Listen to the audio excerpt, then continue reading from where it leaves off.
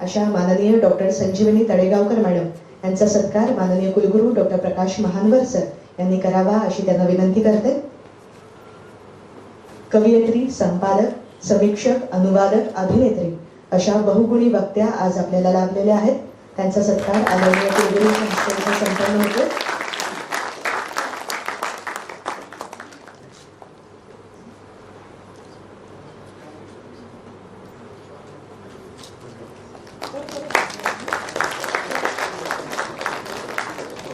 पुण्यश्लोक अहिल्यादेवी होळकर विद्यापीठामध्ये आज या कार्यक्रमाचं जे आयोजन केलेलं आहे आमचे परमपूज्य कवी कुसुमाग्रज यांच्या जन्मदिवसाच्या निमित्तानं आणि शिवरायांचा जन्मदिवस आत्ताच नुकताच झाला. ज्यांच्या राज्याभिषेकाला या वर्षी 350 वर्ष पूर्ण होत आहेत. या सर्व कार्यक्रमाच्या अत्यंत देखणं जी शृंखला घडवून आणलेली आहे. या कार्यक्रमाचे अध्यक्ष माननीय कुलगुरू साहेब, प्रकाशजी, महानवर साहेब, त्यानंतर ज्यांचा सन्मान आपण या ठिकाणी आज केलाय, जे विज्ञान लेखक असून ज्यांनी मराठीमध्ये खूप सुंदर कथा लिहिल्यात, आता त्यांना सांगितलं ते विभूते सर, विभूते मॅडम, या कार्यक्रमासाठी आवर्जून उपस्थित असणाऱ्या आमच्या कुलसचिव योगिनी घारे मॅडम, या सुंदर कार्यक्रमाचे निमंत्रक असलेले आमचे मित्र, कवी, प्राध्यापक आणि आता इकडं प्रसंचालक आहेत जे केदारनाथ काळवणे सर, या कार्यक्रमासाठी आवर्जून उपस्थित असलेले लक्ष्मीकांत दायमा सर, सुंदर सूत्रसंचालन जी करतीये जे आमचे साहित्यिक आहेत मोल्ली सर, त्यांची कन्या, त्यानंतर ज्यांनी इतका सुंदर परिचय करून दिला, जे मराठीतील अगदी कमी काळावधी आपल्या अभ्यासपूर्ण मांडणीतून सर्वांचं लक्ष वेधून घेत आहेत असे डॉक्टर दत्ता घोलप, ज्यांचं नाव देवानंद आहे. आणि मी काळवणे सरांना म्हटलं, देवानंद नावाची माणसं सगळे सारखी असतात का? त्यानंतर आमचे कवी मित्र शिवाजी शिंदे सर,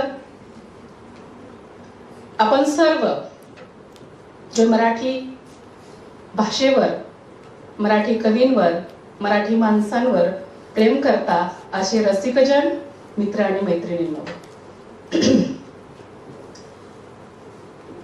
कविता भाषेच्या अंगानं कालची आणि आजची या विषयावर थोडंसं तुमच्याशी मी बोलणार आहे. आणि मी मनातून सुरुवातीलाच आभार व्यक्त करते आपल्या कुलगुरू साहेबांचे, की खरं तर त्यांची मीटिंग होती आणि ते मला बोलले होते की आता मी मीटिंगला जाणार आहे तुमच्या अगोदर बोलून. आणि मी म्हटलं हा तर पहिलाच आघात आहे मराठी साहित्यावर. तर त्यांनी ती मीटिंग 1 तास पुढे ढकलली आहे आणि ते उपस्थित आहेत याचा मला मनस्वी आनंद होतोय. मित्रांनो, कवितेची सुरुवात जर आपण पाहिली तर अगदी ओव्यांपासून होते. आपण सगळे कुठं ना कुठं गावाशी जोडलेले आहोत.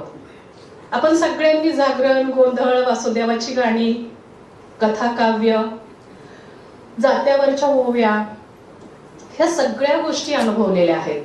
आणि अनेक मराठीतल्या साहित्यिकांची जर तुम्ही पाहिली असेल जडणघडण, कोणताही कवी, कोणताही लेखक जेव्हा त्याचं जडणघडणीच्या अंगाने बोलत असतो तेव्हा तो त्याच्या गावातल्या लोकलयीच्या संदर्भाने आवर्जून बोलतो. मग तो मराठीचा असो, सायन्सचा असो की अगदी कुठल्याही विषयाचा असो, त्याच्यावर त्याच्या गावातल्या लोकलयीचा प्रभाव फार मोठ्या प्रमाणात झालेला असतो.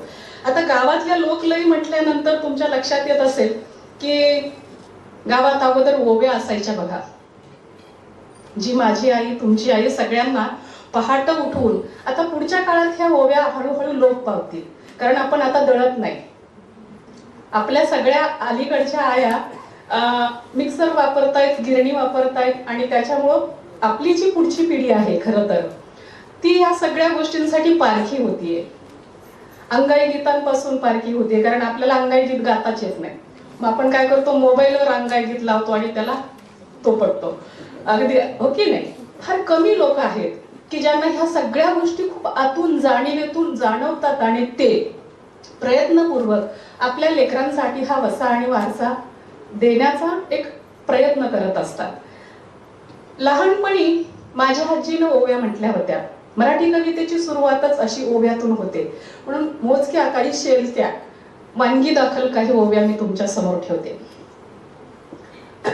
आणि सगळ्या नातेसंबंधांवर असतात त्या. ती म्हणायची,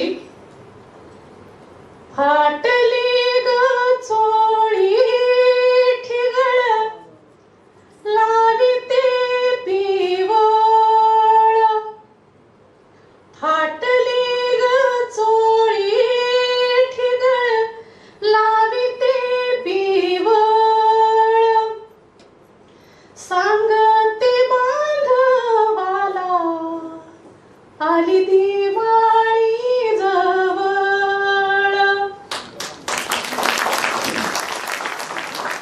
माईत की माया नाही कुठल्या गोताला, माईत की माया नाही कुठल्या गोताला, जिरून गेलं तूप जणू साळीच्या भाताला. पूर्वीचं ननंद भाऊजायचं नातं सुद्धा खूप सुंदर होतं.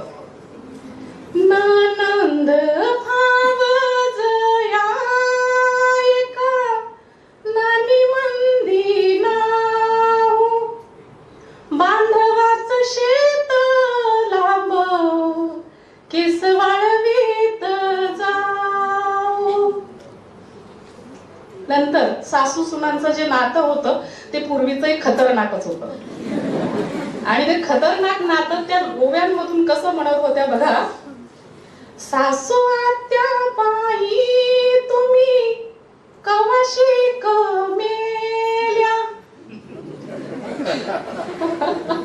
सासू आत्या बाई तुम्ही कवाशी कमेल्या, तिजोरीच्या चाव्या बाई सांगा कुठूशी कठुल्या.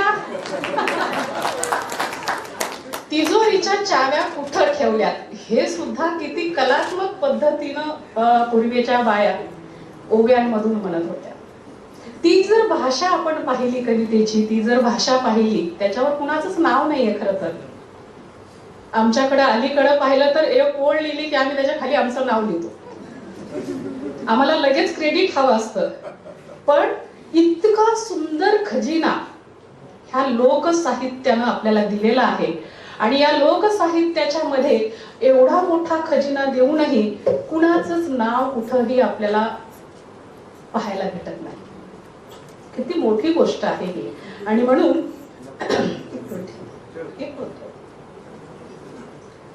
गंमत अशी आहे की ही जी कविता आहे पुढं पुढं येत गेली, खरं तर तिच्यामधला तो गोडवा हळूहळू कमी होत गेला. आम्ही प्रमाण भाषेकडे आलो. सरांनी आता काळवणे सरांनी सांगितलं की संत साहित्य, पंत साहित्य आणि तंत साहित्य, ओवाडे आणि वेगवेगळ्या अर्थाची गाणी लोक संस्कृतीतून आलेली अजूनही एक वर्ग जपण्याचा प्रयत्न करतोय. पण मराठी साहित्यामध्ये तो वारसा किती कवींनी जपला तर त्याची मोजकी उदाहरणं आपल्याला पाहायला भेटतील. अलीकडच्या काळामधल्या म्हणजे लोकसाहित्यातून आलेल्या पुढे बहिणाबाई चौधरी आहेत. ज्या बहिणाबाईंची गाणी जर तुम्ही पाहिली, बहिणाबाईंच्या कविता जर पाहिल्या तर अप्रतिम आहे. म्हणजे कुठल्याही भागामध्ये जा तुम्ही, म्हणजे महान बहिणाबाई आणि तुकाराम ही अशी कवी मंडळी आहेत मराठी साहित्यातली की लोकांपर्यंत थेट अडाणी माणसापर्यंत पोहोचलेली आहेत. फक्त प्राध्यापक वर्ग, विद्यापीठाचा स्तर वगैरे अशाच ठिकाणी नाही, तर गावागावामध्ये अगदी साध्यात साधी बाई सुद्धा म्हणते, अरे संसार संसार जसा तवा चुल्यावर, आधी हाताला चटके मग मिळते भाकर. म्हणजे हे तत्वज्ञान कवितेतून इतकं परफेक्ट आलं की त्याच्या ना मणी झाल्यासारख्या झाल्या. लोकांच्या जिभेवर ते शब्द कवितेच्या माध्यमातून रेंगाळायला लागली. आणि म्हणून त्याच्या आधीच्या तुकाराम महाराजांची अभंग रचना जर आपण पाहिली, ज्ञानेश्वर महाराजांची ओव्या जर आपण पाहिल्या, तर त्याही तशाच ताकदीच्या आणि तशाच साहित्य क्षेत्रातला अत्यंत अमूल्य ठेवा म्हणून आपण त्याच्याकडे पाहतो. त्यानंतरच्या काळामध्ये ही लोकलय जतन करणाऱ्या कवींमध्ये आपल्याला विठ्ठल वाघ यांचं नाव आवर्जून घ्यावं लागेल. काया मातीत मातीत त्यांनी त्यांच्या बोली भाषेत, त्यांची जी खानदेशची बोली भाषा आहे ती भाषा जशीच्या तशी कवितेतून जपली. त्यानंतर पळसखेडला, अजिंठ्याच्या पायथ्याला ज्यांचं गाव होतं पळसखेड, आणि जिथं महानोर राणकवी म्हणून उदयाला आले, आणि तिथून पुढे महाराष्ट्रभर मराठी कवितेत ज्यांचं नाव आपण आजपर्यंत ऐकतच आहोत आणि पुढेही ऐकत राहू, ज्यांच्या कविता जर तुम्ही पाहिल्या तर किती सुंदर आहेत. त्यांच्या दोन ओळी बघा किती सुंदर आहेत. म्हणजे ओवीच्या अंगानं आणि बोलीच्या अंगाला जपत जवळ करत त्यांनी कविता स्वतःची फुलवलेली आहे. महानोर असं म्हणतात, माळ्याच्या मळ्यात माळीनं एकली, माळ्याच्या मळ्यात माळीनं एकली, जाईच्या फुलांची ग तिनं काचोळी गुंतली. किती सुंदर, म्हणजे किती अनुवार, किती अगदी रोमॅन्टिक कविता म्हणूया. की एक बाई एकांतात असेल तेव्हा काय काय करते. तुम्हाला हा अनुभव नाही, पण आम्हाला माहित आहे की आम्ही जेव्हा एकांतात असतो ना, आम्हाला नटण्याचा मूड येतो, तेव्हा आम्ही काय काय करतो. आणि ते फार सुंदर असतं, ते फार रोमॅन्टिक असतं. खरं तर ते मराठी साहित्य अजून त्याला अपुरं पडलंय, त्याला बांधण्यासाठी शब्दात. एक चिंगी नावाची फार सुंदर नाट्यछटा होती बघा दिवाकरांची. ती चिंगी काय होती माहितीये, एका बाईला एक छोटंसं बाळ झालेलं आहे, तिचं नाव तिनं चिंगी ठेवलंय. ती चिंगी अशी की तिचं भावविश्व सगळं ते चिंगीत अडकलेले. मग ती चिंगीला ती खेळत असते. दुपारच्या वेळेला सगळी कामं आटोपलेली, सगळे लोक आपल्या आपल्या कामात बाहेर पडलेत आणि ती आई आणि बाळच घरात राहते. तेव्हा ती चिंगी काय म्हणते, चिंगीला बाई खेळवतीये, टोपडं घालतीये, काजळ लावतीये, टिका लावतीये. त्यावेळेला तिच्याशी म्हणते, अरे बाबा बाबा माझं चिंगी तर किती छान दिसतंय. आणि मग तिचा जो संवाद आहे तो इतका कलात्मक आणि इतका मजेशीर आहे.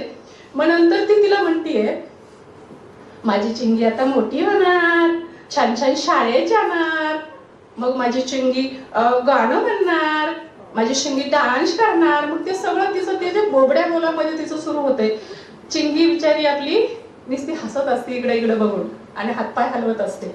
मग ही चिंगी शाळेत जाती, मोठी होती. माझ्या चिंगीला मग नंतर एक नोकरी लागणार, मग माझी चिंगी मोठी होऊन छान घोड्यावरून टुकडुक टुकडुक करत राजकुमार येणार, माझ्या चिंगीला घेऊन जाणार. मग माझ्या चिंगीला पण छान छोटीशी बाल होणार. चिंगी केवढीशी काय, एवढीशी चिंगी हातभर. आणि त्या चिंगीच्या आईचं भावविश्व किती आहे, कितीतरी कितीतरी कितीतरी काळाच्या पुढचं चाललेलं आहे. एखादी आई जेव्हा इतकं दूरचं स्वप्न आपल्या बाळाच्या संदर्भात पाहत असते आणि ते मराठी साहित्यात येतं, तेव्हा ते फार भारी असतं. वाचताना आपण जेव्हा वाचतो तेव्हा ते आपल्याला वाचताना पण मजा येते आणि मोठ्यापणी झाल्यानंतरही आपल्याला त्या गोष्टींचं हसू येतं. एक फार सुंदर कविता आहे, बालगीत आहे.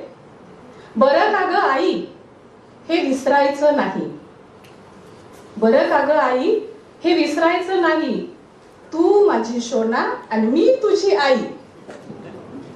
आपल्याला लेकरं लहानपणी शिकवतात, खेळवतात, झोपी घालतात, खाऊ घालतात, लुटुपुटीचा संसार करतात आणि आपण आपलं वय विसरून त्यांच्या त्या लुटुपुटीच्या भाकरी खात असतो, त्याचं पाणी पित असतो, खोटं खोटं हसत असतो, छाने छाने म्हणत असतो.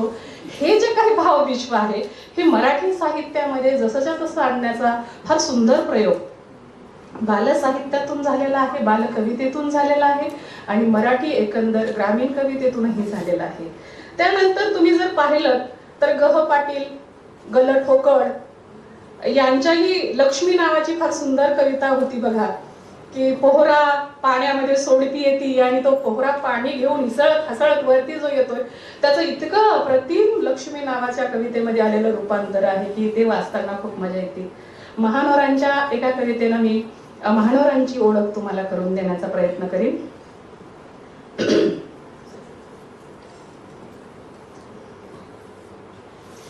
सूर्यनारायण नीत निमान उगवा, अंधाराच्या दारी थोडा उजेड पाठवा, मोडक्या घराच्या बिंद्रापणाशी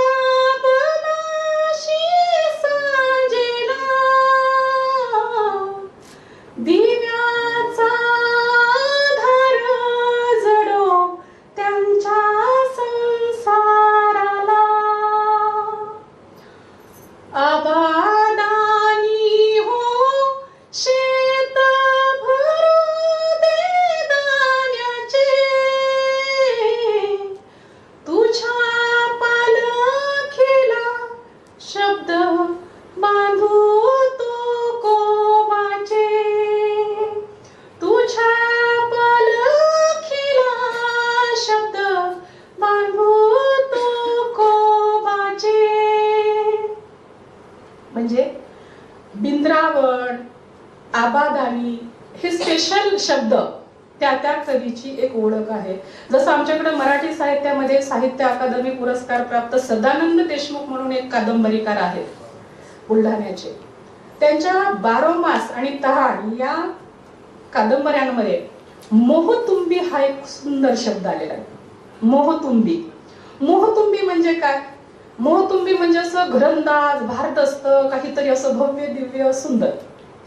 प्रत्येक अशी भावना जेव्हा जेव्हा येते ते त्यांच्या याच्यामध्ये मोहतुंबी शब्द वापरतात. आणि हा शब्द म्हणजे सदानंद देशमुखाचं पेटेंट झालंय. पण दुर्दैव असं आहे की आमच्या आता मी जे UGCचे किंवा नियमावली वगैरे वाचते किंवा जे काही माझ्या कानावर थोडंफार पडतं, जे काही प्राध्यापक मंडळी विद्यापीठाशी संलग्न असलेली माणसं माझ्यासोबत असतात, तर ते आमचे मराठीचे आता कुलगुरूच नाही होत आहेत हो. मराठी विषयाचे आमचे कुलगुरूच नाही होत आहेत, म्हणजे सगळे जास्त सायन्स विषयाचे होत आहेत. तर मी विचार करत असते की हे का होतंय. एकने आमचे कोतापल्ले सर सोडले आणि अगोदर कोलते सर वगैरे होते जे पूर्वीचा काळ. अलीकडच्या काळामध्ये मराठी साहित्याला आमचे शिरवाडकर सर साहेब म्हणतात किंवा आमचे कुसुमाग्रज कवी म्हणून म्हणतात की गरिबी आली आहे. तर तसं तर काही झालं नाही. म्हणजे काय होत असेल असं. आम्ही लेखक लिहितो, पुस्तकं येतात, आमच्या भाषा विषयाचे उर्दू, मराठी, कानडी, हिंदी, इंग्रजीची लोक ह्या लोकांचा म्हणजे कुलगुरू पदासाठी किंवा महत्वाच्या पदांसाठी विचार केला जात नाही. हे आम्हाला आमच्या वतीनं तुम्ही आमचे प्रतिनिधी म्हणून तुम्ही तिकडं आहात बा, तर तुम्ही जरा कळवा की या लोकांचे खंत आहे मनातली आणि ती तुम्ही काहीतरी सोडवण्याचा प्रयत्न करा. की साहित्यासाठी आम्ही अभिजातसाठी भांडतोय. इतके मोठे आमच्या रंगनाथ पठारे सरांनी अहवाल तयार केलाय, मराठीला अभिजातचा दर्जा द्या. एवढे लोक बोलतायत, सरांनी सांगितलं 11 कोटी बोलतायत, बोली भाषा बोलतायत, खेड्यात बोलतायत, शहरात बोलतायत, आमच्यासारखे लोक तर सारखीच बोलतायत, पण ते दर्जा अजून भेटलेला नाहीये. किंवा ह्या सगळ्या गोष्टींमुळं जे म्हणतात की मराठीचं स्वतंत्र विद्यापीठ होणार, हे सगळं काय होऊ लागलं. याच्यामुळं होऊ लागलं असं की मराठी विषय किंवा भाषा विषय घेऊन अभ्यासामध्ये येणारी पिढी बंद होऊ लागली. आणि अभ्यासामध्ये येणं बंद झालं असल्यामुळं त्याच्यावर संशोधन बारकाईनं होणं आणि तशा पद्धतीचं त्याचं जतन संवर्धन होण्यामध्ये अडचणी निर्माण होऊ लागल्या. तर हे सगळं जरा शासन स्तरावरून नीट होणं गरजेचं आहे. एखादं मराठीचं विद्यापीठ किंवा भाषा विषयाचं विद्यापीठ असेल तर अनेकच गोष्टींचे प्रश्न सुटतात.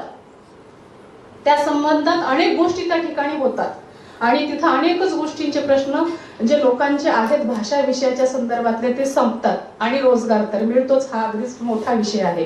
पण भाषा विषयाच्या संदर्भात कुसुमाग्रजांनी फार सुंदर कविता लिहिलेल्या आहेत. त्यांनी एक मनोगतही व्यक्त केलं होतं की भाषा ही वर डोक्यावर मुकुट घेऊ नये. म्हणजे इतकी सुंदर भाषा आहे, इतकी लवचिक आहे. तुम्ही दादा कोंडकेंची गाणी ऐकलीत का? मी दादा कोंडकेंची सिनेमे पाहिलेत, गाणी ऐकली आहेत. म्हणजे मला काहीच वर्ज नाही. सगळे वाङ्मय प्रकार मी वाचते, माझ्या आकलनाप्रमाणे घेण्याचा प्रयत्न करते. भाषेमधले 2 अर्थ निघणारे शब्द काय असतात आणि भाषा कशी लवचिक असते भाषा कशी गमतीशीर असते की एक शब्द म्हटला की आपल्याला असं वाटलं की छान वाटायला लागतं, दुसरा म्हटलं की आपल्याला खुदकून हसू यायला लागतं की काहीतरी काय असं. म्हणजे ही जी भाषेची गंमत आहे ती फक्त मराठीत आहे, ती इंग्रजीमध्ये नसेल बहुतेक. एवढी इंग्रजीमध्ये लवचिकता आणि भाषेचं वैविध्य नाहीये. तुम्ही गावातले खेड्यातली माणसं जर पाहिले असतील आणि त्यांच्या भाषा जर पाहिल्या असेल, भन्नाट आहेत. आपण म्हणतो ना की कमी भाषेमध्ये जास्तीत जास्त आशय व्यक्त केला पाहिजे, कमी शब्दात जास्त आशय. 2-3 शिव्या दिल्या की दन दन आशय पोचतो.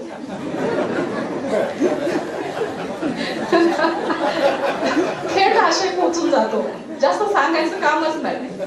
1-2 शिव्या दिल्या की ते नीटच होऊन झणझणच करत नसतं समोरच्याच. मग अजून भाषा थेट पोहोचणं म्हणजे काय. तुम्ही गावातल्या बायांची भांडणं पहा. मी गावातून आली, नळ नाही, कुठूनही, कशावर आहे, तुम्ही धुण्याच्या दगडावर जा, पाण्याच्या विहिरीवर जा, कशातही जावाजावांची पहा घरात, आणि नवरा बायकोची पण पहा. मासले वाईट शब्द असतात त्याच्यात. एका शब्दात नवऱ्याचे केस असे टाईट होऊन जातात. बायको अशी काही फणकारानं बोलते ना, असा काही तिचा आविर्भाव असतो, चेहरा बिहरा असा काही असतो की नवरा दिवसभर तंतनत राहतोय. म्हणजे ही जी कला आहे, हे सगळं जे काही भन्नाट सगळं काही मराठीमध्ये किंवा भाषा विषयांमध्ये भरलेलं आहे, ठासून ठासून भरलेलं आहे. आणि त्याच्यामुळे जगण्याला अशी लज्जत येते. जेवताना तुम्ही 5 स्टार मध्ये जरी गेलात आणि 7 स्टार मध्ये जरी गेलात तर आपली पोटात ती भूकच नाही संपत. आपण म्हणतो खूपच छान छान होतं, इतके टायबी लावलेले लोक वाढायला होते, पण जेवणच नाही गेलं, ती चवच चांगली नव्हती. आणि गावाकडचा झणझणीत ठेचा खा, एखादी भाकरी किंवा चपाती खा आणि ठेचा खा, तुमचं पोट असं भरल्यासारखं तृप्त. ही जी लज्जत आणि हे जे पोट भरून जगणं, बोलणं, वागणं आहे, हे भाषा विषयामध्ये आहे. आणि याचं महत्व सांगताना कुसुमाग्रजांनी असं सांगितलं आहे की आमची मराठी डोक्यावर इतकी भरजरी जगणं असूनही डोक्यावर मुकुट घेऊन फाटकी वस्त्र नेसून शासनाच्या दरबारात उभी आहे. ही तिची अवस्था त्यांनी वर्णन केली. ही अवस्था कशावरून की अभिजातचा तेव्हा पण चालू होतं जेव्हा कुसुमाग्रज होते. कुसुमाग्रजांनी खरं तर एक पत्रकार होते, कुसुमाग्रज कवी होते, पण सुरुवातीला नाटक लिहिणं नव्हतं. मग नाटक लिहिण्याचा योग कुठून आला तर जेव्हा एकदा ते मुंबईला गेले आणि महाराष्ट्र साहित्य परिषद म्हणून प्रत्येक ठिकाणी, आमच्याकडे मराठवाडा साहित्य परिषद आहे, पुण्यामध्ये महाराष्ट्र साहित्य परिषद आहे, मुंबईला त्याची शाखा आहे महाराष्ट्र साहित्य परिषद. तर तिथं भालेराव नावाचे एक सदस्य होते आणि त्यांनी सांगितलं की अरे तू किती सुंदर कविता लिहितोय, तुझ्या कवितांमध्ये एवढा मोठा आशय असतो ना की त्या कवितेमध्ये ते बसत नाही, तू नाटक लिही. तुला तुझी जी तळमळ आहे, कारण कुसुमाग्रजांना आपण एवढा मान सन्मान का दिला, त्यांच्या नावानं मराठी भाषा गौरव दिन का निर्माण करावा असा वाटला, तर त्याचं कारण आहे कुसुमाग्रजांची जी कविता होती ती सर्व लोकांच्या मनातला शब्द होता. जेव्हा बाबासाहेब आंबेडकरांनी नाशिकला काळाराम मंदिर त्याचा सत्याग्रह केला तर कुसुमाग्रज त्याच्यात सहभागी होते आणि त्याच्यामुळं त्यांचा प्रत्येक चळवळीमध्ये जे त्यांना जात पात ह्या गोष्टीतून होत असलेल्या त्यांना आवडत नव्हतं आणि त्याच्यामुळे ते त्या सगळ्या गोष्टी, हे जात पात सोडून द्या यासाठी ते सतत प्रयत्नरत होते आणि लिहित होते, बोलत होते. आणि मग जेव्हा भालेरावांनी सांगितलं त्यांना की तू नाटक लिही, आणि कुसुमाग्रजांनी नाटक लिहिलं. नाटक लिहिताना शिरवाडकर नाव धारण केलं, पण कुसुमाग्रजांची गंमत अशी आहे की ते 6 भाऊ होते आणि एक छोटी बहीण होती, तिचं नाव होतं कुसुम, जी त्यांच्या पाठीवर जन्माला आली होती. मग कुसुमचा अग्रज, अग्रज म्हणजे मोठा, कुसुमचा अग्रज म्हणून कुसुमाग्रज. आणि हे अत्यंत सुंदर नाव त्यांनी कवितेसाठी वापरलं. उर्दू मध्ये लिहिताना तुम्ही पाहिलं असेल तर लोक टोपण नाव घेऊन कविता लिहितात. दुःखी, आमच्याकडे राय हरिश्चंद्र सहानी होते उर्दू शायर, ज्यांच्या नावानं आम्ही गेले 25 वर्ष उर्दू शायराच्या नावानं मराठी कवीचा सन्मान करतो. तर ते राय हरिश्चंद्र सहानी त्यांनी स्वतःला दुःखी नाव धारण केलं होतं. त्यानंतर अजून एक आमच्याकडे शायर होते ज्यांना जालनवी, शम्स जालनवी म्हणायचं. ते नुकतेच आता कोरोनाच्या काळामध्ये वारले. आणि परवा ज्यांना आपण ज्ञानपीठ पुरस्कारानं सन्मानित केलेलं आहे ते गुलजार साहेब. हे गुलजार नाव सुद्धा त्यांनी धारण केलेलं आहे, ओरिजिनल त्यांचं नाव दुसरं आहे. तर असेही आता आम्ही आपले मराठीतले अजून ग्रेस, यांचंही नाव माणिक गोडघाटे, वेगळं नाव आहे पण त्यांनी ग्रेस, कारण ग्रेस नावाची हिरोईन त्यांना खूप आवडत होती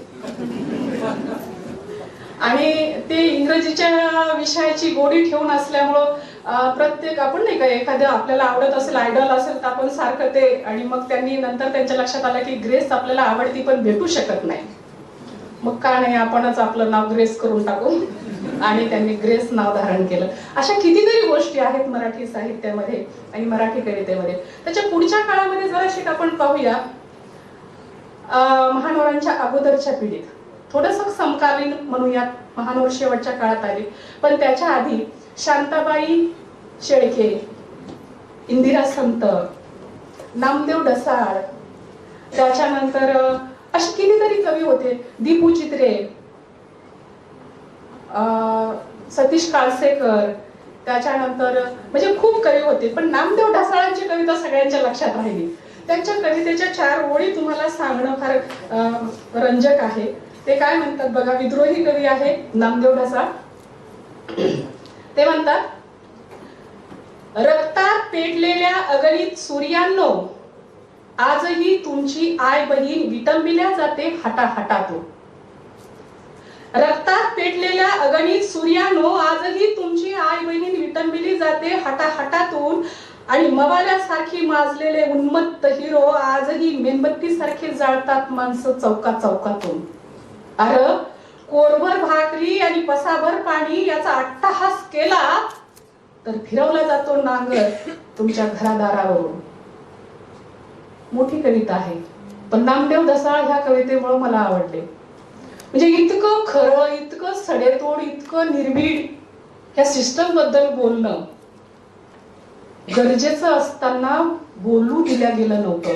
आणि नामदेव ढसाळांची जर तुम्ही गोलपीठा पाहिली किंवा आणखी कोणत्याही कविता जर तुम्ही पाहिल्या तर त्या अप्रतिम मेंदूला झिंझिने आणणाऱ्या आहेत. एवढ्या सुंदर कविता. त्या काळामध्ये इंदिरा संतांची कविता जर पाहिली, भावकाव्याच्या अंगाने जाणारी आहे. शांताबाईंची कविता तुम्ही गाण्यांमधून ऐकलं असेल शांताबाईंना.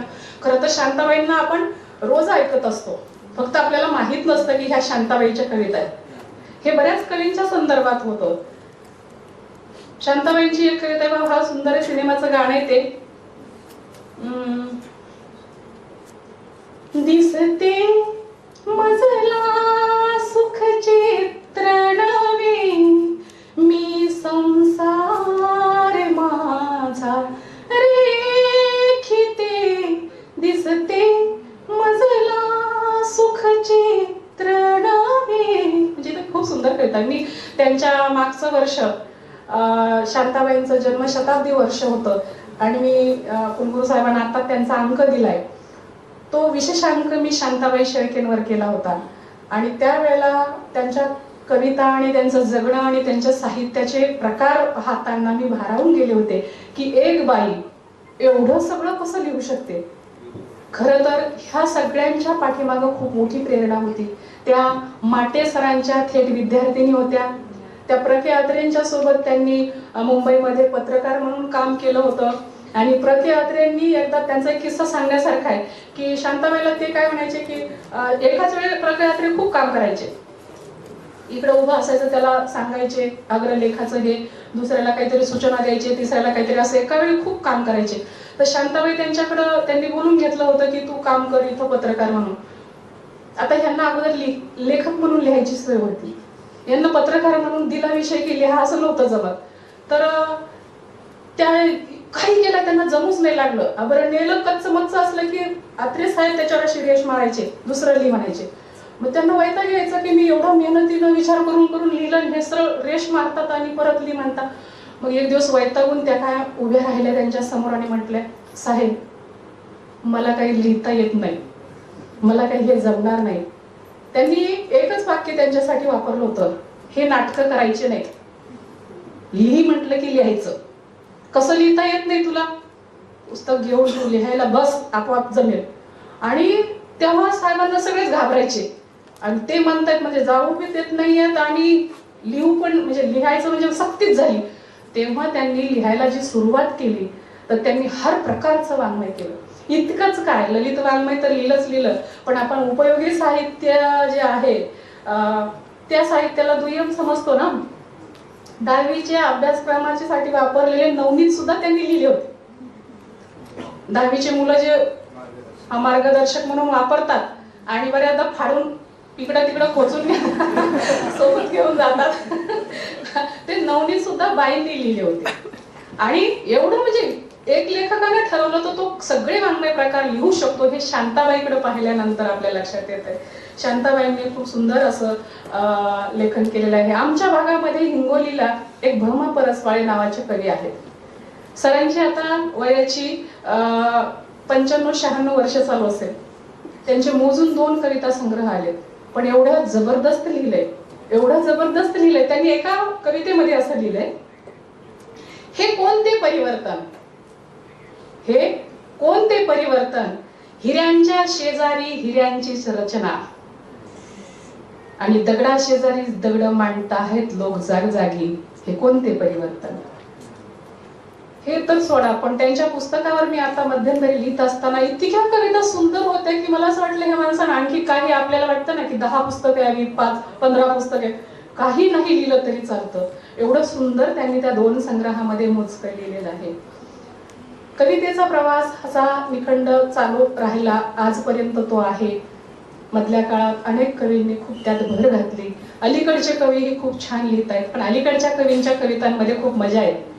आता आमच्या सरांनी विज्ञानाचं सांगितलं की विज्ञानाला वा कोणी विचारत नाही, कोणी वाचत नाही, भितात, घाबरतात. तुम्हाला सांगितलं पाहिजे सर, त्या भयकथा वाचून वाचून आम्ही अजून आमच्या डोक्यातलं ते भूत गेलेलं नाही. लहानपणी इतक्या भयकथा वाचल्या की नंतर म्हणजे ते भयकथेचं पुस्तक हातात घेतलं की वाटतं नको यार, हे डेंजर आहे, झोपी सुद्धा जागा करीन आपल्याला. आणि म्हणून भयकथा याचा परिणाम आपल्यावर तर झालाच झाला, पण विज्ञान कथांच्या सोबत अलीकडे खूप चांगलं लेखन येत आहे. एक आत्ता 2 वर्षापूर्वी मला एक पुस्तक आलं होतं पोस्टानं आणि त्याच्यामध्ये एवढ्या भन्नाट गोष्टी होत्या. जगताप नावाच्या कवीचं काहीतरी आहे ते, एवढं सुंदर गोष्टी की आपण नाही का, चल रे भोपळ्या टुनुक टुनुक, आपली गोष्ट सांगतो बाळांना, आणि ते भोपळा असं ती म्हातारी सगळं चपून बिपून घरी येते, असं तिचं शेवट होतो. ह्याची गोष्ट तिथून सुरू होते या विज्ञान बहादराची. हे ना काय म्हणताय की ते प्राणी तर तिकडेच रस्त्यावर वाट पाहत आले, तिथंच वाट पाहत बसले आणि म्हातारी कुठं गेली. मग सगळ्या जणांनी ठरवलं, यानं त्याला विचारलं, त्यानं त्याला विचारलं, त्यानं विचारलं आणि म्हणते ती कुठं गेली म्हातारी. तर चला म्हणे तिच्या घरी जाऊ, आली का नाही पहा. ते सगळे मिळून घरी येतात म्हणे तिच्या. तर त्याच्यात अगोदर सगळेजण म्हणतात की नको आधी तिच्या ह्या घरात दिसतंय म्हणे उजेड चिमणीचा, आत तू जा. तर कोण जाणार ते घाबरतात त्या म्हातारीला. इतकी शहाणी म्हातारी म्हणे आपल्याला सगळ्यांचं कोण आली. तर वाघाला म्हणते तू जा. आता वाघ आतमध्ये यायला निघतोय, दार वाजवतोय तो कडी, आणि कडी वाजवतोय म्हातारी म्हणते कोण आहे तिकडे, कोण वाजवतोय कडी इतक्या रात्रीचं, अशी जरा खेक असते आतून. तर ते घाबरतोय ना वाघ, पण काय करत आहे म्हातारी चवताळली म्हणून. मग नंतर ते कसं तरी मीच आहे करून दार ढकलतय, म्हातारी उडून आत घेती आणि तू आलास का म्हणे आता इथं, तुझं काय काम आहे इथं. आणि पुन्हा तिचं जाऊन त्या एक पोतं टाकलेलं असतंय आणि तिथं तिचं चुलीवर भाकरी करत असते. तर ह्याला वाटतं म्हातारी मला बसायला काय देईल, काहीतरी देईल बसायला. तर ती म्हणते, ते असं उभाच राहतो तिथंच दाराच्या मागच्या साईडला. तर ते बस ना तिथंच, तू काय पाहुणा आहे का आता, तुला काय अंतरून देऊ काय का खुर्ची आणू कुठून. आणि तो बाग चळचळ कापायला म्हातारीला. म्हणजे मी त्याची ती कल्पना शक्ती त्या लेखकाची पाहून इतकी म्हणजे अचंबित झाले की आपली गोष्ट संपते तिथून त्याची गोष्ट सुरू होते. आणि प्रत्येक गोष्टीचं तसं आहे. मराठी साहित्यामध्ये वेगळा विचार करून लिहिणारे लोक सुद्धा आता येत आहेत, याचा खूप आनंद आहे. मी सांगत होते कवितेच्या संदर्भात तर मी सांगणार आहे, पण त्याच्या आधी मला छत्रपतींच्या बद्दल 2-3 किस्से सांगायचे. ते किस्से असे आहेत, तुम्ही अनेकांनी, मी पण आणि सगळ्यांनी आपण छत्रपतींबद्दल खूप वाचलेलं आहे, ऐकलेलं आहे. आपल्या सगळ्यांना मला तर खूपदा असं वाटत असतं की मी जर त्या काळात असते तर मी तर छत्रपतींची फारच जवळची मावळा झाली असते. पण हे आपल्या सगळ्यांनाच वाटत असतं. हे नंतर माझ्या लक्षात आलं की ते काही शक्य नव्हतं. दऱ्याखोऱ्यातून पळणं, हिंडणं, भाकर हातावर घेऊन खाणं आणि ते घोड्यावर रात्रंदिवस प्रवास करणं. त्याच्यातली एक गंमत, महिलांचे कॅरेक्टर छत्रपतींच्या इतिहासात फार आपल्याला माहित नाहीत, फक्त हिरकणी माहिती आहे. पण त्या दोघी जणींच्या संदर्भात मला तुमच्याबद्दल त्याच्याबद्दल सांगायचं. एक आहे रायबागीन. आता ही रायबागीन कोण आहे तर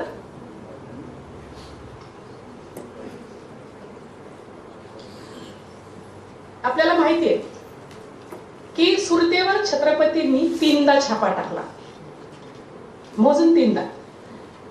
दुसऱ्या वेळची ही घटना आहे. जेव्हा दुसऱ्या वेळेला छत्रपतींनी सुरतेवर छापा टाकला आणि ती सगळी लूट वगैरे घेऊन ते परतीच्या प्रवासात होते, त्यावेळेला मुघलांचं सैन्य बऱ्हाणपूरच्या मार्गानं सुरतेच्या संरक्षणासाठी येत आहे अशी त्यांना खबर लागली. आणि त्याच वेळेला त्यांनी काय केलं की ती जी लूट होती, जे मिळालेला ऐवज होता, काही लोकांच्या सोबत रायगडाकडे पाठवून दिला. आणि ते जरा गतीनं पाठवलं आणि ते सुद्धा पाठीमागून येत होते. पण वनी दिंडोरी नावाच्या नाशिक जवळच्या गावाजवळ मुघलांच्या सैन्याने त्याला गाठलं आणि तिथं युद्ध झालं. आता समोरासमोर आलेला शत्रू आणि शिवाजी महाराज स्वतः तिथं असताना त्यांनी स्वतःच्या दोन्ही हातात दांडपट्टे चढवून ते पट्टा लावून ते लढाई करत होते. तो इतका जोश होता त्यांच्या लढाईमध्ये, इतका आवेश होता की जे लढणारे त्यांचं सैन्य होतं ते पाहून त्यांना अजूनच हुरूप आला आणि मुघलांच्या सैन्याचा पराभव झाला. मग आता पुन्हा घोडे, हत्ती मिळाले आणि शस्त्र भेटलं त्या लढाईमधलं. मग ते सगळं घेऊन ते पुन्हा नाशिक जवळून कोकणामध्ये खालच्या मार्गाने उतरले की आता आपण असं जाऊया. आणि तिथं उतरत असताना एक दिवंगत देशमुखाची, म्हणजे हा दिवंगत देशमुख कोण होता तर औरंगजेबाचा जहागीरदार होता. लढाईमध्ये त्या देशमुखाचं ते कामी आला, म्हणजे निधन झालं. आणि त्यावेळेला ही देशमुखीन बाई त्या नवऱ्यासोबत होती. जेव्हा तिचा नवरा तिथं धारातीर्थी पडला तर तिनं हातात शस्त्र घेऊन सैन्याच्या सोबतीनं तो लढा चालू ठेवला होता. आणि मग तिनं ही गोष्ट जेव्हा औरंगजेबाला कळाली तर औरंगजेबानं तिला रायबागीन नावाची पदवी दिली. आणि ही देशमुखी शिवाजी महाराजांना थेट समोर आडवी आली लढाई करण्यासाठी, आव्हान देण्यासाठी. आता शिवाजी महाराजांनी पाहिलं ही त्यांच्या आयुष्यातली बाई सोबत समोरासमोर झालेली पहिली लढाई. कारण आतापर्यंत आपण पाहिलंय की स्त्रियांसोबत कधी महाराजांनी लढाई केली नव्हती, पण ही रायबागीन समोर आली. आणि समोर आल्यानंतर गंमत अशी झाली की आता ह्यांना वाटलं की आता हिच्याशी काय कसं लढाई करायची. पण तिनं सांगितलं नाही, म्हणजे तिचा तो बाणा होता तो. आणि ते लढाई झाली. तर लढाई होताना काय झालं, खूपच कमी वेळेमध्ये तिचा पराभव झाला. कारण ह्यांचं सैन्य आदित्वेशानं पेटलेलं आणि त्याच्यामध्ये हिचं सैन्य आलं समोर आणि ते थोडंसं सैन्य असल्यामुळे लवकर पराभव झाला. आणि मग ती शरण गेली महाराजांना की आता मी तुमची बंदी आहे. तेव्हा महाराजांनी तिला अभय दिलं, तिची जहागिरी तिला शाबूत ठेवली आणि चोळी भांडीचा आहेर देऊन तिचा सत्कार केला. शिवाजी महाराजांच्या ध्येय धोरणांच्या संदर्भात स्त्रियांचा जो होत असलेला आदर आहे, जो आपण नेहमी पाहिलाय. दुसरं एक उदाहरण असं आहे, जी निसा बेगम आहे. ही निसा बेगम आहे औरंगजेबाची मुलगी. आता ही औरंगजेब ती शिकलेली होती, बहुश्रुत होती आणि शिवाजी महाराजांची सगळी चर्चा तोपर्यंत सगळ्या महाराष्ट्रभर पोहोचलेली होती, दिल्लीपर्यंत पोहोचलेली होती. तिथं गेल्यानंतर काय झालं की जेव्हा आग्र्याला आपल्या अबुजांच्या जन्मदिवसाच्या दिवशी स्वतः शिवाजी महाराज भेटीला येणार आहेत ही जेव्हा बातमी सगळ्यांना कळाली तर त्यांच्या जनानखानातल्या सगळ्या स्त्रिया पडद्याच्या मागे बसून शिवाजी महाराजांना पाहण्यासाठी थांबल्या होत्या. कारण यांचं एवढं काय काय ऐकलं होतं की कसा शिवाजी आहे हे बघण्याची उत्सुकता त्या सगळ्यांमध्ये होती. जेव्हा तिनं दरबारामध्ये पडद्याच्या मागून शिवाजी महाराजांना बघितलं आणि त्यांचं जे काही करारी बाणा रुबाब, जो काही तेजपुंज चेहरा, हे सगळं जे पाहिलं, तिला असं नाही का आपल्याला नेहमीच हिरो कसा आवडतो, कॉलेजच्या मुली जर पाहिलं तर तुम्ही नेहमी गुंड पोरांच्या नादी लागतात, आहे की नाही? किंवा शूरवीर पोरांच्या नादी लागतात. फार अभ्यासू मुलांच्या नादी कुणी लागत नाही, याला काही कळत नाही होत्या. जरा चर्चा ज्याची कानावर येते ना, ते मुलं आपल्याला आवडतात. कोणतं आता सलमान खान हे आपल्याला कसे आवडतात. आता वास्तविक पाहता सलमानची ऍक्टिंग पाहिलेली असते आपण, पण तरी पण तो अंग फुगून चालले, आपल्याला वाटतं हा भारी भारी. तर तसं तो शिवाजी महाराज तर खरंच हिरो होते. त्यांना पाहिल्यानंतर ह्या निसा बेगमला हिनं मनातून ठरवलं की करायचं तर ह्याच्याशीच लग्न करायचं, नाही तर लग्नच नाही करायचं. आली का पंचायत, आली का पंचायत. मग काय झालंय की कालांतरानं शिवाजी महाराज ते बंदी झाले. मग ते भानगडी आपल्याला इतिहास माहितीये. मग नंतर कालांतरानं तिच्या वडिलाला जेव्हा तिने हे सगळं सांगितलं, शिवाजी महाराजांकडे हा निरोप घेऊन त्यांचा दूध गेला सुद्धा, पण त्याच्यात आट अशी टाकलेली होती की तुम्ही इस्लाम धर्म स्वीकार करा तर आमची शहजादी तुमच्यासोबत निकाह करण्यास तयार आहे. आता शिवाजी महाराजांना हे शक्य होतं का मान्य होणं? ते मान्य झालं नाही. आणि मग जे व्हायचं ते झालं. निसा बेगम अविवाहित राहिली कायमस्वरूपी. पुढच्या काळामध्ये शिवाजी महाराजांच्या मृत्यूनंतर जेव्हा औरंगजेबानं संभाजी राजांना पकडलं, त्यांचा वध केला, आणि त्याच्यानंतरच्या काळामध्ये राणी येसूबाईला आणि शाहूला अटक करून नजर कैदेत ठेवलं, तेव्हा या निसा बेगमनं छत्रपतींच्या ह्या कुटुंब कबिल्याचा अत्यंत संवेदनशील मनानं काळजी घेतली. स्वतः जातीनं लक्ष दिलं. आणि तुम्ही जर बारकाईनं वाचलं असेल तर शाहू महाराजांवर तिनं पुत्रवत प्रेम केलं. शाहू महाराजांच्या लग्नामध्ये तिनं स्वतः येसूबाईंना बोलून त्यांच्याशी चर्चा करून मुलगी ठरवून लग्न लावण्यापर्यंत तिनं मदत केली.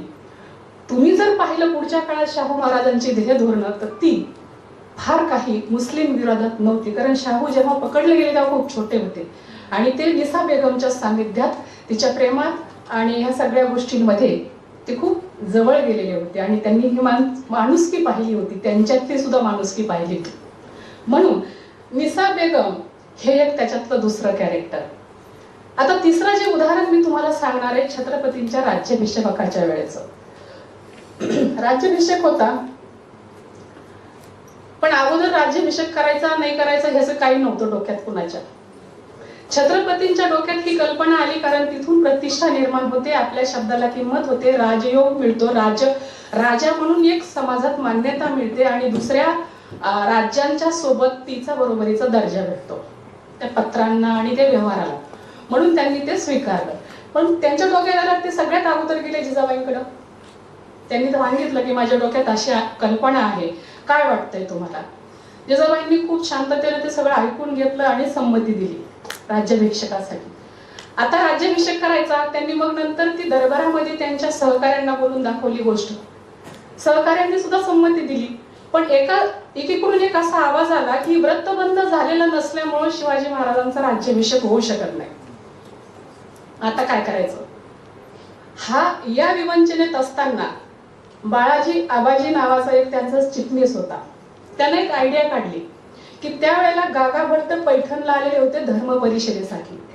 त्यांनी सांगितलं की काशीचे गागा भट्ट पैठणला आलेत, आपण ते फार विद्वान आहेत, त्यांना बोलवून घेऊ आणि त्यांना सल्ला विचारू, ते काहीतरी मार्ग काढतील. मग ते निरोप गेला, त्यांना सादर आमंत्रित केलं, आणि त्याच वेळेला सगळ्या आजूबाजूच्या विद्वान लोकांनाही बोलवलं आणि ती सभा झाली. त्या सभेतून गागा भट्टांनी एक गोष्ट सांगितली की शिवाजी महाराज ज्या कुळातून आले त्यांच्या वंशावळीमध्ये अगोदरच्या काळात एक शिसोदे नावाचा राजा होता, आणि तो शिसोदे नावाचा राजा असल्यामुळे शिवाजी महाराज हे राजघराण्यातूनच आलेले आहेत, त्याच्यामुळे त्यांना राज्याभिषेक करण्यात काही अडचण नाही. आता गागा भट्टांनी ही संमती दिल्यामुळे सगळे जल्लोषानं तयारीला लागले की ठीक आहे, आपण मग आता काही अडचण दूर झाली, आणि राज्याभिषेकाची जोमात तयारी सुरू झाली. राज्याभिषेक झाला, सगळे ते आनंदात होते, आणि आनंदात असतानाच राज्याभिषेक 6 जून 1674ला राज्याभिषेक झाला. त्याच्यानंतर अवघ्या काही दिवसात, 1-2-3 दिवसात राजमाता जिजाऊ पोटाच्या विकारानं आजारी पडल्या आणि 19 जून 1674ला त्यांचं त्याच आजारात दुःखद निधन झालं. म्हणजे राज्याभिषेकाच्या नंतर फक्त 12 दिवसांनी राजमातांचं निधन झालं. शिवाजी महाराज किती मातृभक्त होते हे आपल्या सगळ्यांना माहिती आहे. कारण जेव्हा शहाजी राजे वारले आणि जिजाबाई सती जाण्यासाठी निघाल्या, तेव्हा रात्रभर आईचा पाय धरून आईच्या पायथ्याशी बसून ते तुम्हीच नसाल तर आम्ही कशासाठी जगावं असं म्हणून आक्रोश करत राहिले. आता अशा वेळेला जेव्हा आई गेलीये ही गोष्ट त्यांना सहन झाली नाही. हे राज्य आपण तिच्या बळावर केलं, तिच्यासाठी केलं, ना आता आई गेलीये, राज्याभिषेक होऊन म्हणजे ते सुखच त्यांना लाभलं नाही. ते उलट इतके दुःखात बुडाले तर 4 महिने ते गादीवर बसले नाही. 4 महिने महालातून बाहेर आले नाही.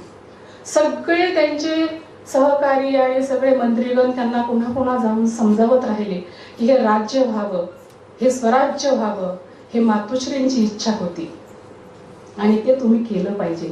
आणि ती गोष्ट त्यांना पटल्यामुळे मनाची समजूत घालून त्यानंतर ते बाहेर पडले.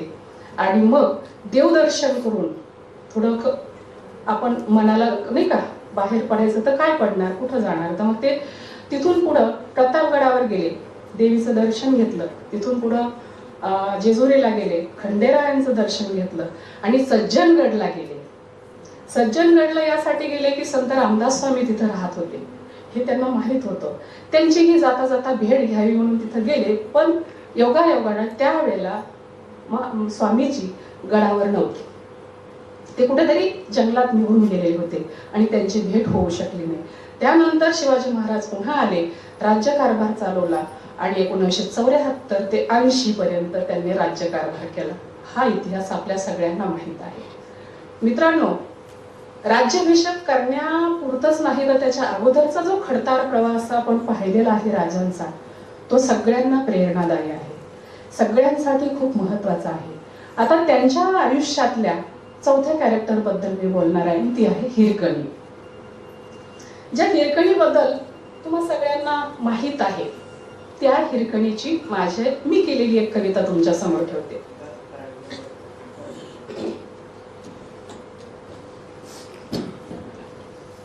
आणि 1-2 कवितांनी मी समारोप करते. हिरकणी कविता. हिरा, तूच खरी संस्कृतीची वारस, फाटक्या संसाराची लिपछाप करताना कड्या इतकी तुझी उत्तुंग उंची हिरकणी नावाच्या अलौकिक इतिहासालाही तोलता आली नाही. चुलीची सरपणकाडी पहाटेचं सडा सारवण आणि संध्याकाळच्या तुळशी दिव्यासह दुभत्या गुराढोरांची तुला काळजी होती. सासूरवासी नसल्यामुळेच रायगडावर दहीदूध विकताना बुडालेल्या सूर्याचं आणि गडाच्या वाटा बंद करणाऱ्या तटबंदीचंही तुला राहिलं नाही भान.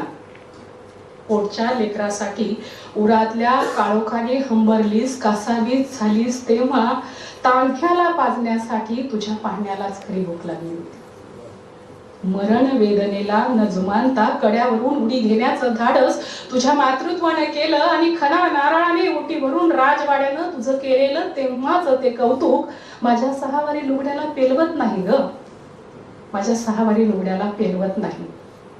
परवा जिल्हा परिषदेनं सरकारी धोरणात बालकांच्या आरोग्यासाठी स्तनपान सप्ताह साजरा केला. ती हिरकणी गडावरून बाळाला पाजण्यासाठी उतरणारी आणि आम्ही अलीकडच्या परवा जिल्हा परिषदेनं सरकारी धोरणात बालकांच्या आरोग्यासाठी स्तनपान सप्ताह साजरा केला. आयांनो, लेकरांना अंगावर पाजा, आईच्या दुधाला पर्याय नाही, ही जीवघेणी अक्षर खडूने फळ्यावर लिहिताना तुझ्या वाघीण काळजाची आठवण झाली काल कविता शिकविताना. आईची वेदना माझ्या डोळ्याच्या कड्या कपारीतून वाहत आली. माय हिरकणे, तुझा पाना मला दे, तुझा पाना मला दे. आणि खूप बोलत गेले पण मी सांगत होते की अलीकडच्या कवितांमध्ये मोबाईलमुळं, फेसबुकमुळं, मीडियामुळं इतके इंग्रजी शब्द येत आहेत आमच्या कवितांमधून की खूपच जास्त. विनोदी कविता जर तुम्ही पाहिल्या असाल तर त्याच्यामध्ये खूपच असतंय की मी सॉफ्टवेअर, तू काय, तू घे, तू ते, हे माऊस, ते हे. म्हणजे मंगेश पाडगावकरांनी लिहिलं होतं की तुमचं आमचं सेम असतं, प्रेम म्हणजे प्रेम असतं, तुमचं आमचं सेम असतं. पण आताचा जो कवी आहे आमचा अलीकडचा बऱ्यापैकी येत असलेला, तो त्या सॉफ्टवेअर मध्ये तू अशी सॉफ्टवेअर सारखी पसरलेली आणि मी काहीतरी झालेलो, असं बऱ्याच कविता आहेत. मला इतकं मजेशीर वाटतं की हे सगळं अलीकडच्या लोकांची भाषा, मीडियाची भाषा, त्यांच्या भाषेत तू नेटवर्कच्या बाहेर, हे इकडं ते तिकडं असं काहीतरी चालू असतं. म्हणजे जी मराठी कविता सूचकता, चिन्हांकित याच्यामध्ये होती, म्हणजे अगदी काय म्हणू आपण, सांकेतिकतेमध्ये होती. आम्ही सूचक बोलत होती आमच्या आधीची पिढी. सांगायची गरज नव्हती मला तुझ्यावर प्रेम आहे. आमच्या आजीनं, आमच्या वडिलांनी असं आईला कधी सांगितलं नाही की miss you, I love you वगैरे असलं कधी काही झालं नव्हतं. पण त्यांचं निखळ प्रेम होतं आणि ते खूप वर्ष टिकलं. एवढं miss you miss you miss you करते आणि 2 घंट्यात प्रेम संपून जातं. रात्री मिस यू असतंय मोबाईलवर ते, आणि दुसऱ्या दिवशी सकाळी काय तर ब्रेकअप झालेलं असतं. तर हे इतकं उदंड वाहत असलेलं प्रेम हे भयंकर आहे. आणि त्याच्यामुळं माणसानं सतत साधेपणानं जगण्याकडं स्वतःला जोडून घेण्याचा प्रयत्न केला पाहिजे. माझ्या एका कवितेनं मी समारोप करते. खरं तर 1 तासाचा वेळ वाढवलाय आणि माझ्याकडून वेळ नको व्हायला. मी जे संदर्भ दिले ना, हे एक हे पुस्तक आहे. याच्यामध्ये काहीही तुम्हाला वाटलं तर माझ्याशी तुम्ही कुणीही बोलू शकता. काय आहे, आपल्याकडे इतिहासावर बोलायचं म्हटलं तर आपल्याला उगाचच भीती वाटत असते. पण आपल्याला आपलं काम आहे, आपलं कर्तव्य आहे की आपण व्यवस्थित आणि नीटनेटका इतिहास समाजासमोर आणला पाहिजे. छत्रपती शिवाजी महाराज संक्षिप्त चरित्र ह्याची प्रथम आवृत्ती 1927ला आलेली आहे. लेखक आहेत त्याचे कृष्णनाव अर्जुन केळुसकर आणि साकेत प्रकाशनानं त्याची आवृत्ती आता 2022 मध्ये केलेली आहे. म्हणजे सातत्यानं त्याच्या खूप आवृत्त्या झाल्यात. हे खरं तर खूप मोठं, म्हणजे 500च्या वरती पानं असलेलं ते पुस्तक आहे. पण त्याची आता छोटी आवृत्ती लोकांना सहज वाचता यावी आणि हाताळता यावी म्हणून छोटी पण आवृत्ती केलेली आहे. त्यांची पण अर्जुन केळुसकरांनीच केलेली आहे, दोनही त्यांचीच आहेत. हे पुस्तक शाहू महाराजांना, जे छत्रपती शाहू महाराज आहेत त्यांना अर्पण केलेलं आहे. त्यांच्याकडून परवानगी घेऊन त्यांनी वाचून ऑथेंटिक सगळ्या गोष्टी हे करून हे पुस्तक छापलं गेलेलं आहे. म्हणजे त्याच्यामध्ये असलेल्या कोणत्याही गोष्टी, घटनाक्रम हा ऐकीव किंवा कुठून तरी कुणीतरी सांगितलाय आणि आपण असं नाहीये. त्याच्यामुळं काही गोष्टी ज्या आपल्याला इतिहासामध्ये, इकडं वरवरच्या इतिहासामध्ये माहीत नसतात, त्या अशा डीपमध्ये जाऊन आपण शोधायला हव्यात.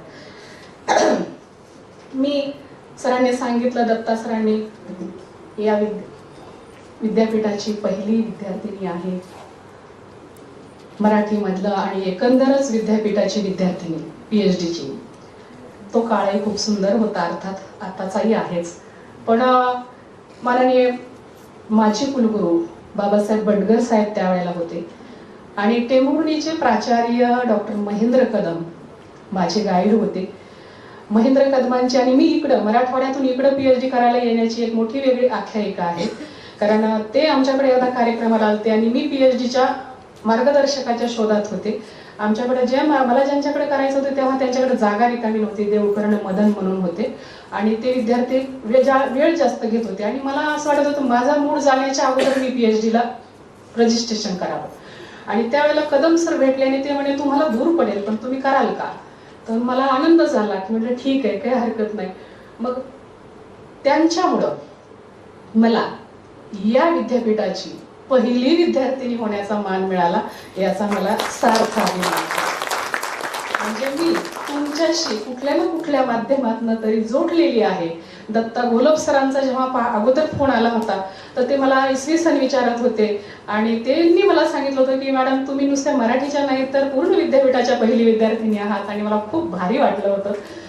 त्यामुळं त्या सगळ्या प्रक्रियेची आणि त्या सगळ्या घटनाक्रमाची मी आभारी आहे, ऋण व्यक्त करते आणि एका कवितेनं समारोप करते. जास्त ताणणं मजा नसते खरं तर. एक कविता. घरंदाज घरांच्या भिंतींनाही असतात म्हणे कान. घरंदाज घरांच्या भिंतींनाही असतात म्हणे कान. म्हणूनच मित्रा, आपण आपली गुपित मन मोकळ्या रस्त्यांना सांगावीत. ती करत नाहीत कधीच प्रतारणा तुमच्याशी किंवा तुमच्या गुपितांशी, कारण त्यांना हे पक्के ठाऊक असते की बांधणारेच नेहमी बांधलेले असतात. म्हणून आपण आपली गुपित मन मोकळ्या रस्त्यांना सांगावी. आणि कृतज्ञता व्यक्त करताना, जगण्याचे जगणी जगून झाले बाई, समजून मजले तरी मज कळले नाही. मागून जोगवा भरत गेली ओटी, मागून जोगवा भरत गेली ओटी. संपल्या दुःखाचे अश्रू दाटले पोटी, जगण्याचे जगणी जगून झाले बाई, समजून मजले तरी मज कळले नाही. अवसेची होनी पुनवाली दारी, अवसेची होनी पुनवाली दारी. पांगून पसरली व्यथा संपली सारी, जगण्याचे जगणी जगून झाले बाई, समजून मजले तरी मज कळले नाही. रंगात नाहले तरी उडाला रंग, रंगात नाहले तरी उडाला रंग. गर्दीत बुडाले तरी एकांत संग, जगण्याचे जगणी जगून झाले बाई, समजून मजले तरी मज कळले नाही. पुण्यश्लोक अहिल्याबाई होळकर सोलापूर विद्यापीठामध्ये आज इतक्या छान पद्धतीनं आपण सगळ्यांनी मनापासून ऐकून घेतलं, दाद दिली, त्यासाठी आणि मला आमंत्रित केलं त्यासाठी आपल्या सर्वांचे मनपूर्वक आभार व्यक्त करते. धन्यवाद. खूप खूप धन्यवाद मॅडम. कविता ही अभिव्यक्तीचं सशक्त माध्यम असते. हे उलगडताना ओव्यांपासून आईच्या व्यथ्यापर्यंत एक मोठा कविता आणि कवींचा पट आपण आमच्या समोर ठेवतात. मनापासून धन्यवाद. केवळ तो शब्दातून नाही तर अतिशय उत्तम अशा आवाजातून, गाण्यातून त्यांनी आपल्यापुढे मांडलेला आहे. खूप खूप धन्यवाद. कवी महानोरांचा बराचदा उल्लेख आला, तर कवी महानोरांपासून आता आपण कुलगुरू डॉक्टर महानवर सरांपर्यंत येत आहोत. कार्यक्रमाला